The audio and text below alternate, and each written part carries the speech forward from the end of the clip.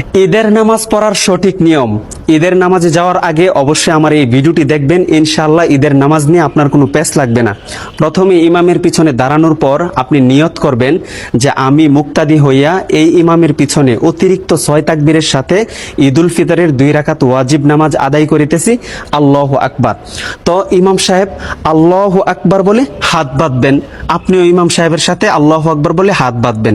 তারপর ইমাম সানা পড়বেন, সানা পড়ার পর অতিরিক্ত 3টা তাকবীর দিবেন। আল্লাহু আকবার বলবেন, হাত ছেড়ে দিবেন। দ্বিতীয় তাকবীর আল্লাহু আকবার বলবেন, হাত ছেড়ে দিবেন। তৃতীয় তাকবীরের মাথায় আল্লাহু আকবার বলে হাত বেঁধে নেবেন।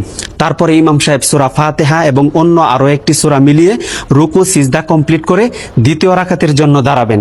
দ্বিতীয় রাকাতে দাঁড়ানোর পর ইমাম সাহেব প্রথমে সূরা ফাতিহা এবং অন্য আরো একটি সূরা মিলাবেন। সূরা মিলানোর পর রুকুতে যাওয়ার পূর্বে অতিরিক্ত আরো 3টা তাকবীর দিবেন। আল্লাহু আকবার বলবেন, হাত ছেড়ে দিবেন।